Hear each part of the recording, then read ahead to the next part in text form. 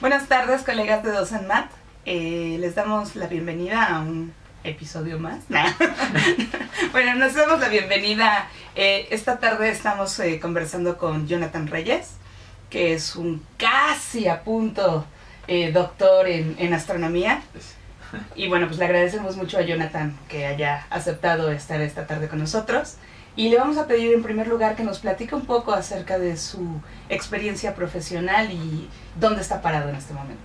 Sale, gracias Laura, y pues la oportunidad de conversar y compartir con la gente de Docenmat, ¿no? Pues bueno, yo soy físico, matemático por la Escuela Superior de Física y Matemáticas del Politécnico Nacional. Y bueno, de ahí me salté a la Universidad Nacional Autónoma de México a hacer una maestría en ciencias, en astronomía, y pues justo ahorita estoy realizando, culminando ya este último periodo académico que es el doctorado, igual en ciencias, pero ahora llamado de astrofísica, ¿no? Entonces, pues básicamente esa es como mi formación académica, ¿no? Y bueno, pues de manera obligatoria es necesario preguntarte también un poco producto de la red en la que estamos haciendo la entrevista. En tu formación profesional, ¿cuál fue tu relación o cuál ha sido tu relación con las matemáticas?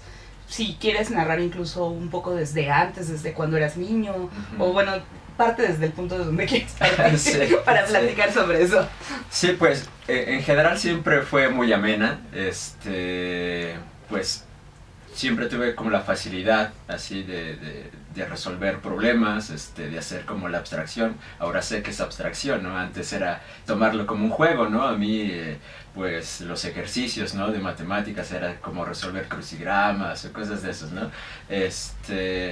Y pues ha sido como eso, o sea, la verdad yo no crecí como con ese prejuicio, a pesar de que pues nunca, digamos, en mi familia no hay como esa formación científica, pero a mí nunca me pareció como ajeno, ¿no? Es como, no sé, es algo, no era complicado. Claro, no era pues una capacidad con la que fui creciendo. Y pues bueno, conforme fue subiendo de nivel, pues ya le fue teniendo un poquito más de respeto.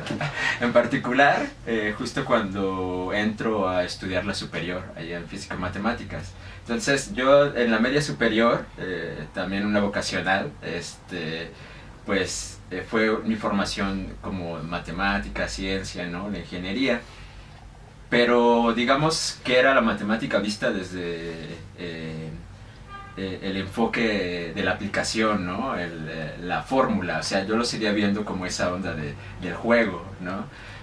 Y justamente cuando entro a la Superior de Física y Matemáticas es un encontronazo con que pues es más que como el juego, ¿no? De resolver, de que tienes ciertos elementos y entonces encontrar un resultado en particular, ¿no? Y pues ahí es cuando empiezo a tener ya mi confrontación fuerte con el conocimiento matemático, porque pues ya veo que tiene todo un formalismo, y bueno, además que todas las ventajas que puede tener usar ese formalismo, pero pasar del uso como práctico, digamos, de matemáticas al lenguaje matemático realmente abstracto, ahí sí fue muy duro para mí, porque sí fue una visión totalmente diferente de lo que eran las matemáticas. Y bueno, entonces la sigo jugando, pero ya con un poco de precaución. ¿Y más adelante el proceso continuó siendo así o en realidad...? Pues en realidad, digamos que en la disciplina que utilizo ahora, pues en la astronomía ya no es utilizar como matemáticas mucho más complejas de las que adquirí en la educación superior. O sea, básicamente, digamos que lo que me deja la matemática superior es poder utilizar la lógica del lenguaje para hacer programas, ¿no? Se necesita un montón de programación en astronomía, y entonces digamos que pues eso sí fue vital, ¿no? El que yo haya asimilado esta manera de entender las matemáticas de forma distinta, a no solo tener como aplicaciones concretas, ¿no? Sino de esa manera. Y digamos en la parte ahora como del posgrado, pues ha sido como lo que me ha dejado, ¿no? pero ya no he tenido así como que aumentar por ahora la complejidad. Sí, no.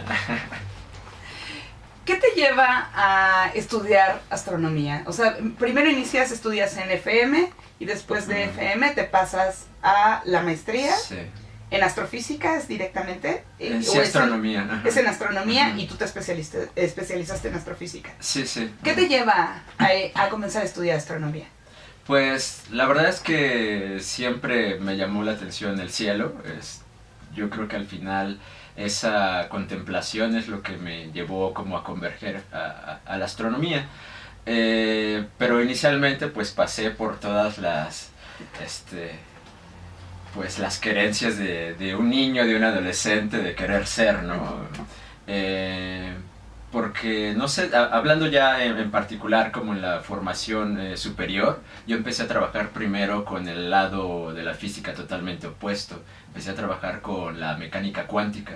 Entonces yo estaba muy emocionado con el mundo cuántico, ¿no? Las partículas, el modelo estándar. Te fuiste de lo chiquito a lo grande. Exactamente, sí, totalmente. Y estuve trabajando un tiempo haciendo pues este enfoque. Y pues justo al final de la carrera, en los últimos semestres, estaba la optativa de astrofísica general. Y pues justo la tomé, pero vaya, creo que ahorita es importante decir que antes de entrar a la superior, en mi decidir qué es lo que iba a hacer después, yo visité justamente la Escuela Superior de Física y Matemáticas. Para ver si había astronomía en el poli.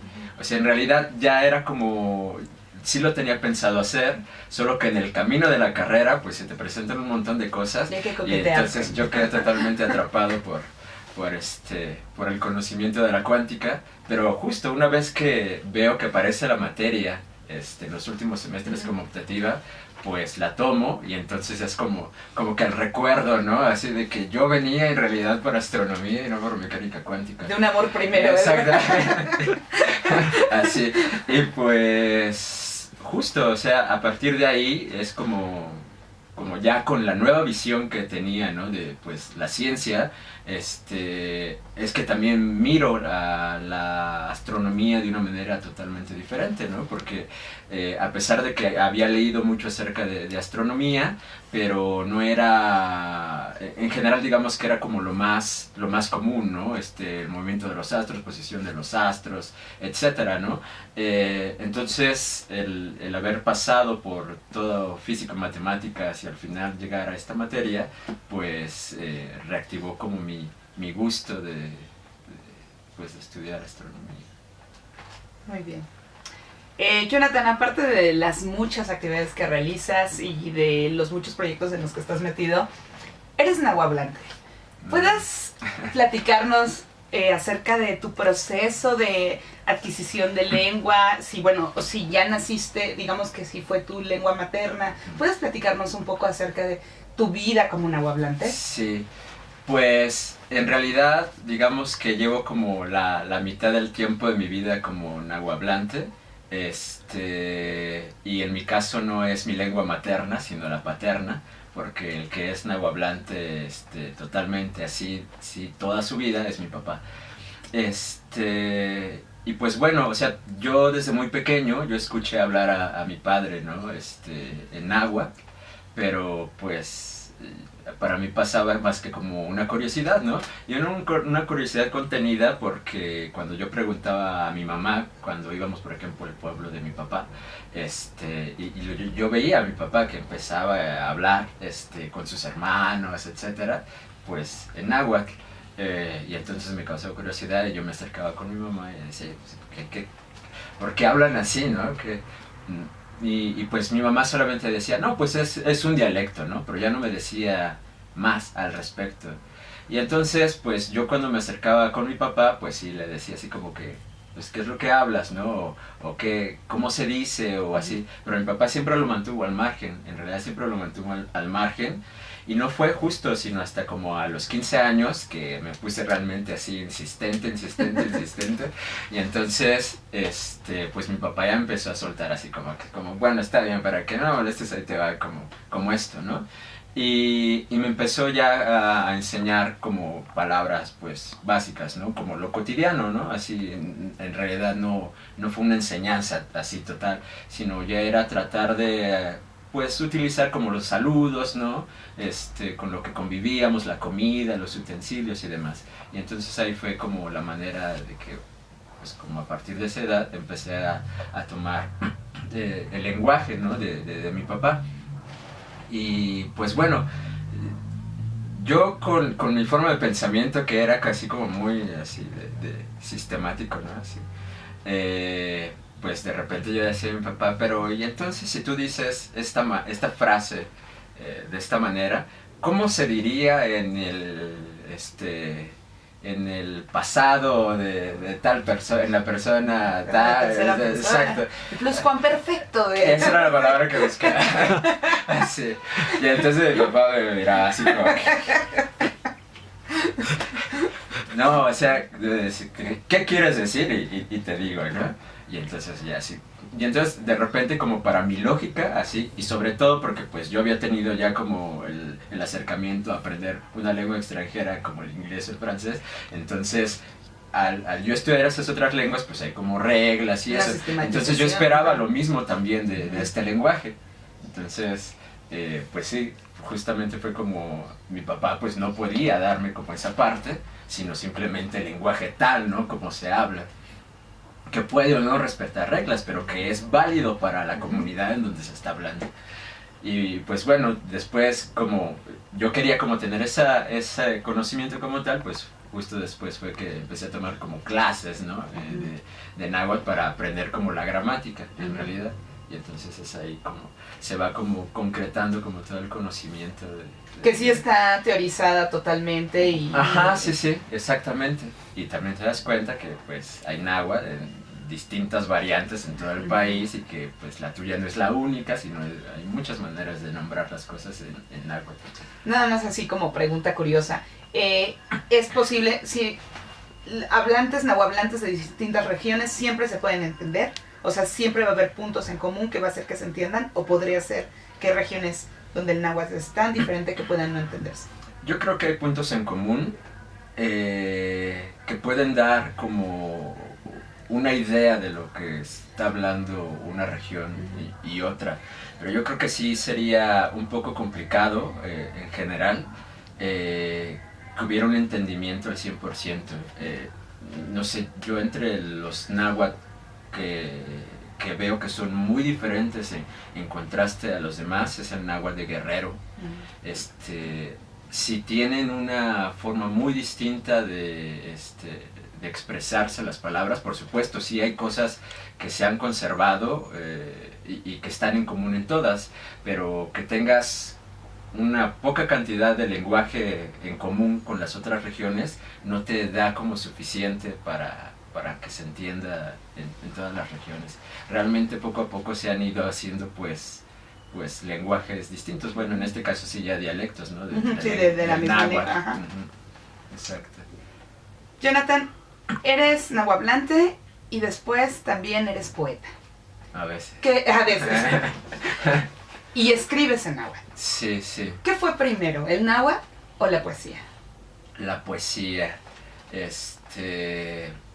igual, ¿no? También uno de mis acercamientos en la poesía fue tomar un libro, fueron Las Flores del Mal, y estaba en versión bilingüe, y entonces fue así como un shock, así, y también estaba en la edad adolescente, ¿no? En la que los demonios salían, ¿no? de todas partes, entonces me cayó súper bien, y entonces me gustó la musicalidad del lenguaje, y desde esa edad también empecé a escribir cosas, ¿no? Y he tenido en constante eso, ¿no? El acercamiento como a la poesía, en estar leyendo, en intentar escribir, pero yo creo que en los últimos años se ha como potenciado un poco más, en general como, pues mi trabajo, ¿no? A tomarlo así como sentarme e intentar hacer algo más extenso, algo con más coherencia, algo que no sea simplemente algo suelto.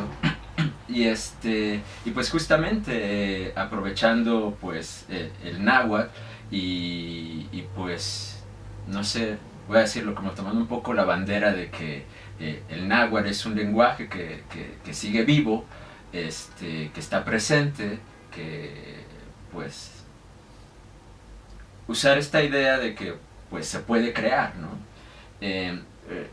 Las lenguas indígenas en general tienen mucho el trabajo oral, ¿no? Escuchaba, por ejemplo, a esta poeta juchiteca Irma Pineda, que le llama oralitura, ¿no? Que en realidad es como toda esta creación, es un género en las lenguas indígenas, ¿no? El generar poesía, narrativa, cuentos, chistes, refranes, pero sin transmitirlos, ¿no? O plasmarlos en el papel. Entonces, yo creo que en los últimos años ha habido varios personajes, ¿no? En distintas regiones, con distintas lenguas, que han visto como la importancia también de asentar pues la creación literaria en papel.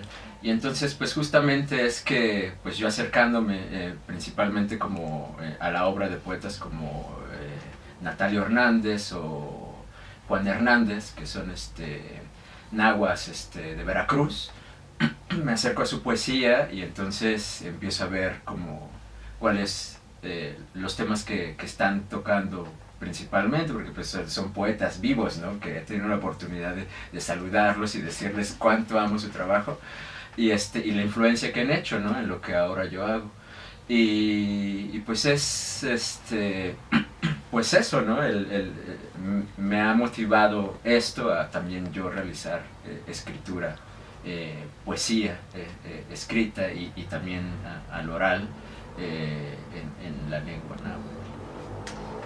¿Consideras que el náhuatl le ha dado a tu poesía, o sea, ha abierto como horizontes de una perspectiva del mundo que cuando creabas en español no tenías? Sí, sí, por supuesto.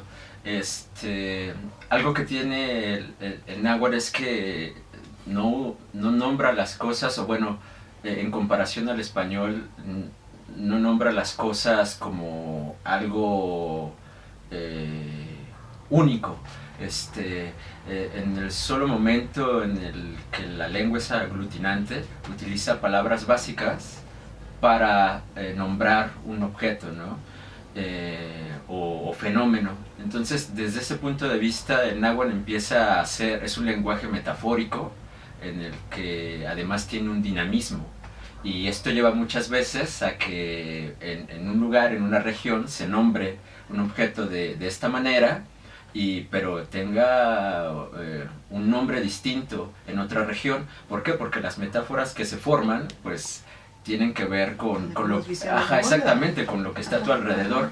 Y entonces, si eso que tú estás utilizando en el norte, pues no hay en el sur, existe. Entonces se nombran de manera distinta, ¿no? A pesar de que es un mismo lenguaje. Entonces eso es como muy bonito porque, digamos, el náhuatl le ha dado como esa riqueza a mí en el instante de crear. De utilizar como la metáfora continua. El náhuatl es muy metafórico en su estructura, tiene cosas muy, muy bonitas así en su manera de concebir el universo. Tal vez puedes desilusionarme un poco, pero el náhuatl también le ha dado a tu visión de la astronomía e incluso, por ejemplo, a tu visión de las matemáticas una perspectiva diferente. Sí, y viene pues en el momento en el que yo quiero hacer astronomía en náhuatl, ¿no? En el que yo quiero hacer pues física en náhuatl. Vienen ahí muchas preguntas, porque pues sí, o sea, tiene uno la formación académica, pero en el momento en el que uno quiere hacer como alguna traducción de ese conocimiento al náhuatl, te enfrentas con muchas preguntas, ¿no? O sea, realmente no es un trabajo simple y tienes que acercarte, en mi punto de vista, a generar un grupo así que sea multidisciplinario para realizar o llevar a cabo un trabajo de este tipo.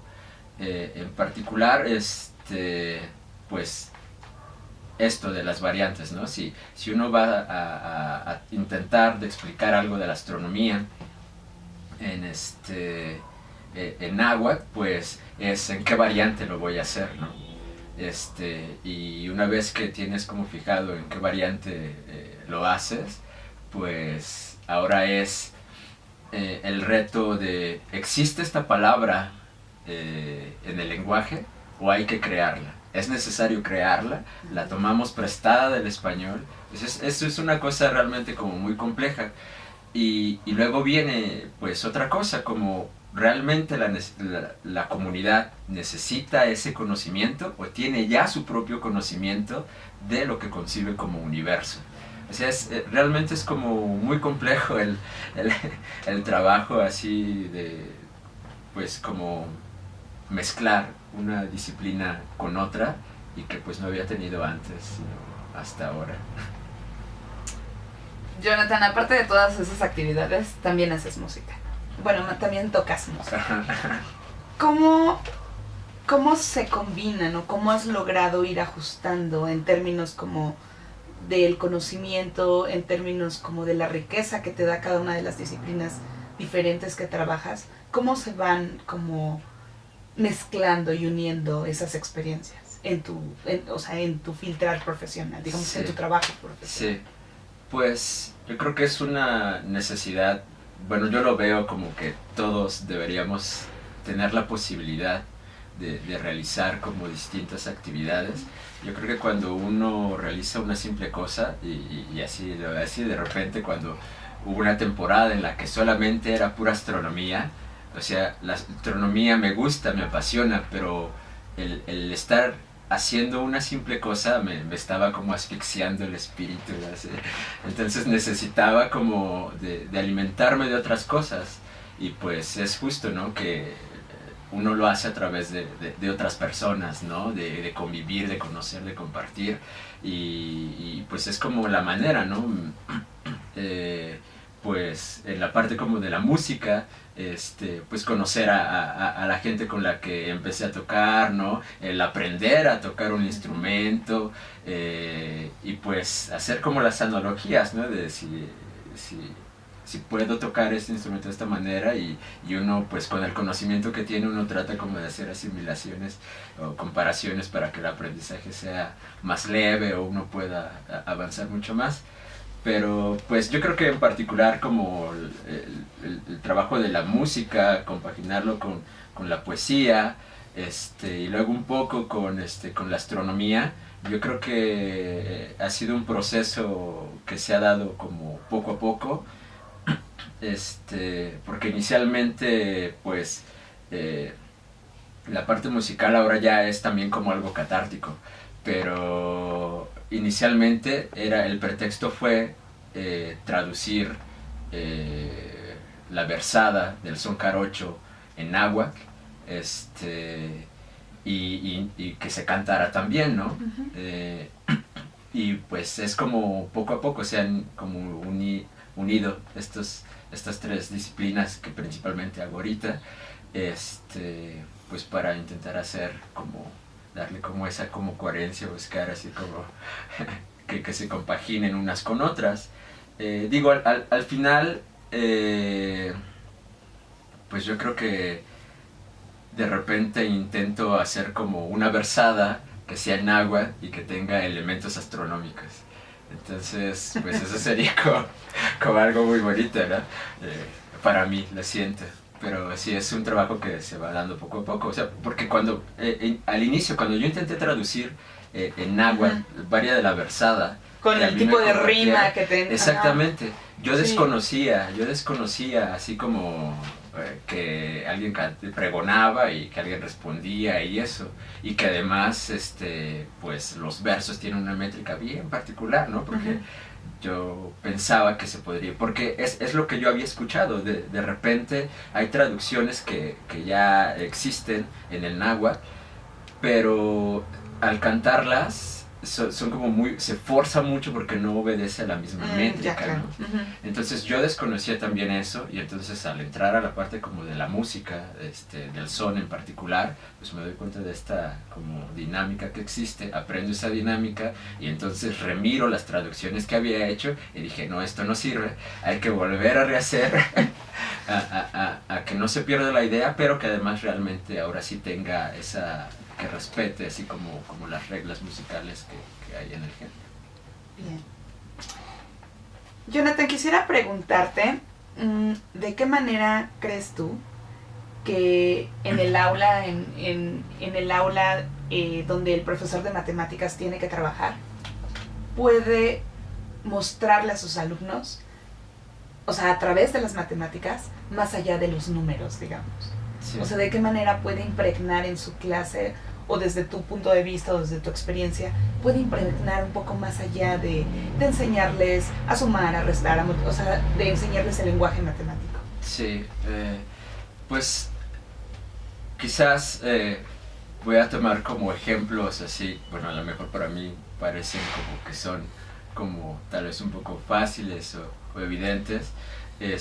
Digamos, si tomamos con la parte de la poesía, pues la poesía obedece una métrica, ¿no? No es tampoco euclidiana, no es riemanniana, no es etcétera, pero tiene una métrica literaria, ¿no? Entonces, yo creo que esa misma coherencia puede ser como transmitida, ¿no? O sea, como hacer esa conexión entre lo que es el hacer matemáticas con algo como literario, ¿no? En la parte, digamos, también como musical, no sé, la longitud de las cuerdas, ¿no? O el tamaño de la percusión es muy importante, ¿no? Para generar sonidos, y eso obedece a ciertas reglas, ¿no? Matemáticas.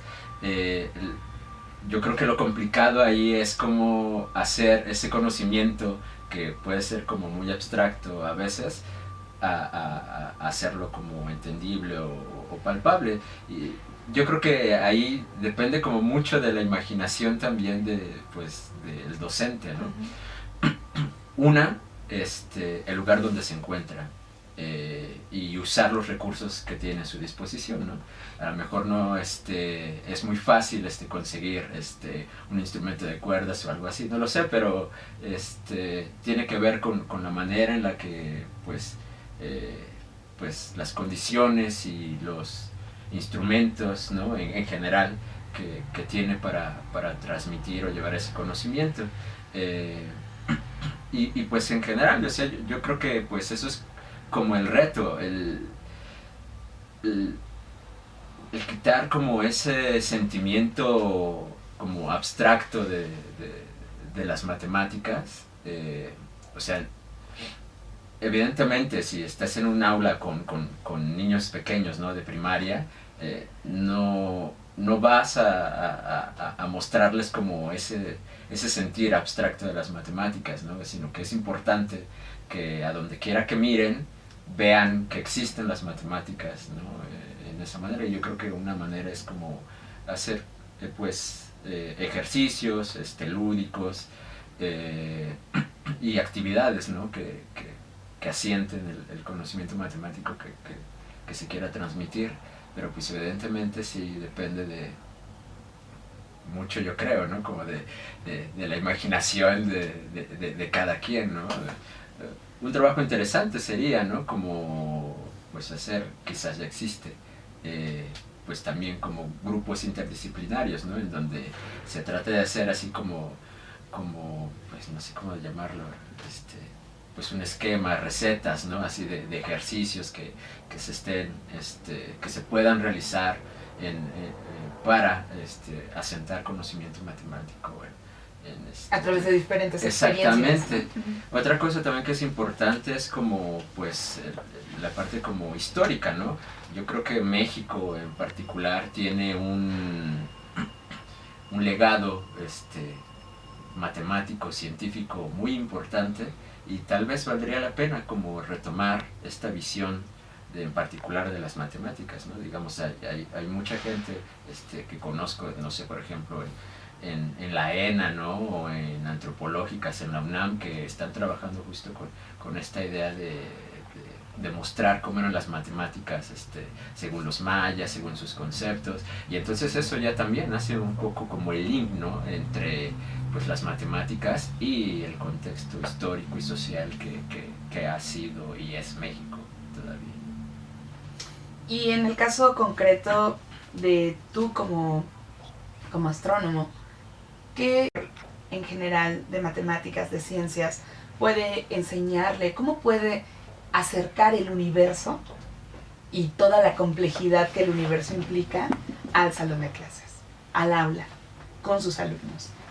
Sí, yo creo que pues es justamente llevar ese universo, o sea, a lo mejor creo que estoy como retomando tu pregunta como respuesta, pero quiero ponerlo como eso, o sea, realmente si estás hablando de plantas y flores, lo mejor es que lleves a tus alumnos a donde están las plantas y las flores, y las huelan y las sientan, y tengan como esa experiencia, ¿no? O sea, que no solo sea como esa imagen de pizarrón, de algo que hay en los libros, sino que darles como los elementos a los estudiantes de que eso existe en algún lugar del mundo o mismo en tu comunidad, y que tienes solamente que salir y contemplar, ¿no?, para observar lo que te están mostrando en el aula.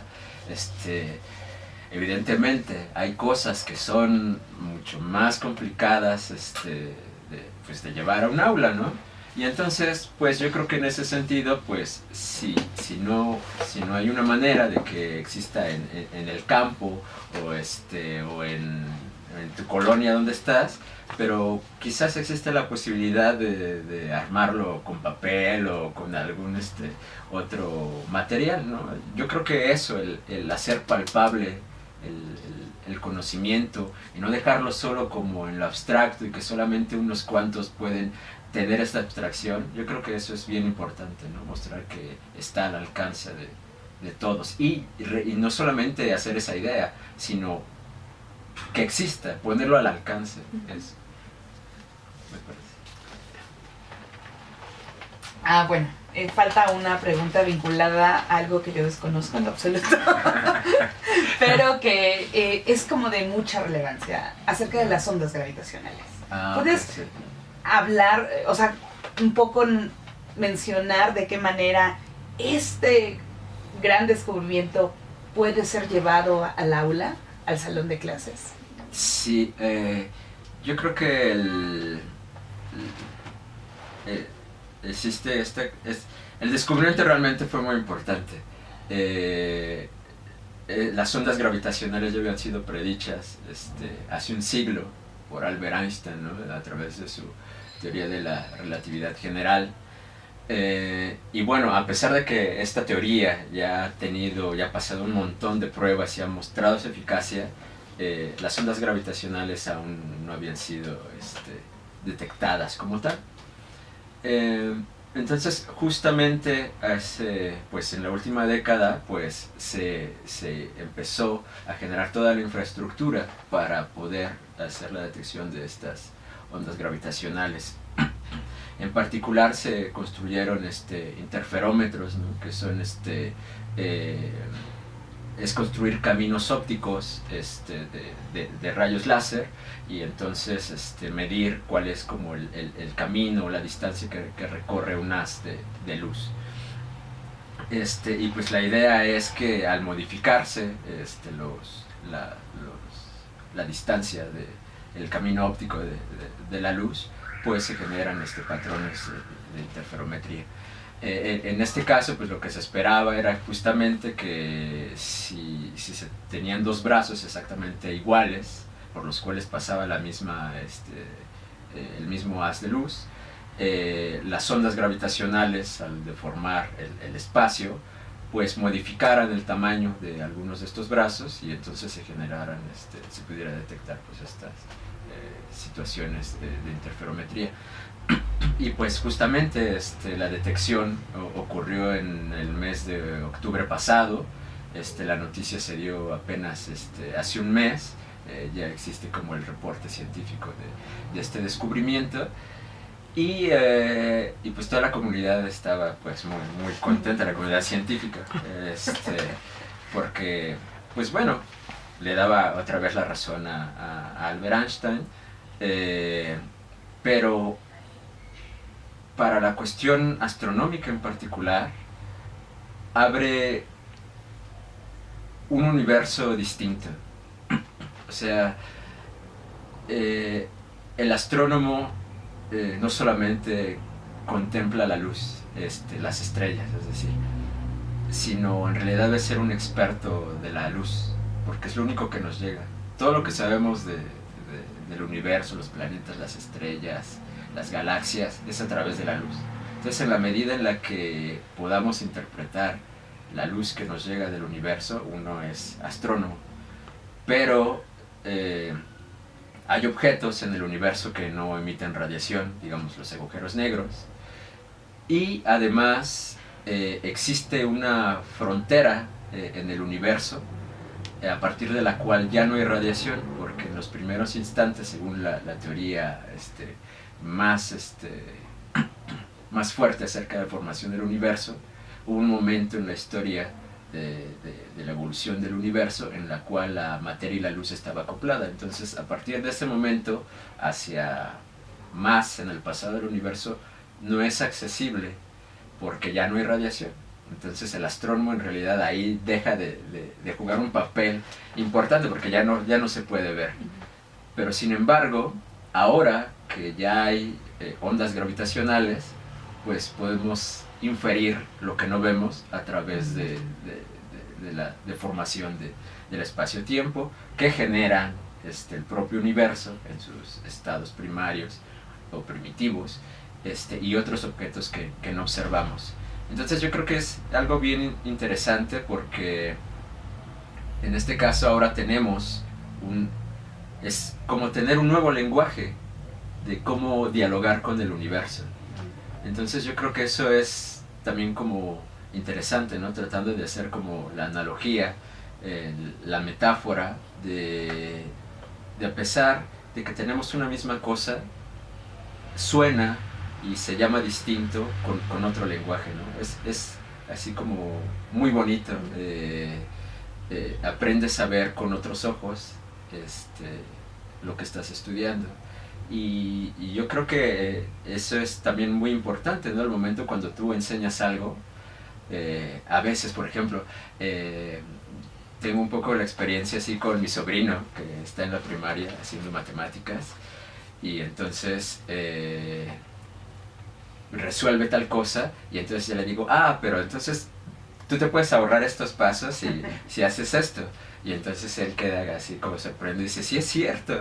Y yo creo que eso es bien importante, ¿no? El conocimiento, en particular las matemáticas, tienen un montón de posibilidades de llegar a una solución, ¿no?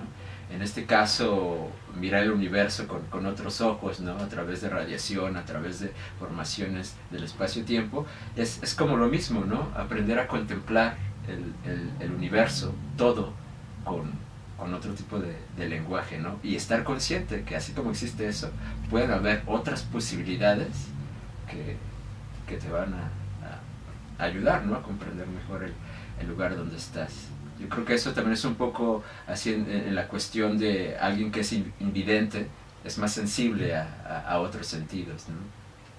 Y yo creo que es eso, hay que estar conscientes de que hay distintas maneras de explicar las cosas y dar como esa herramienta. A lo mejor no puedes dar todas las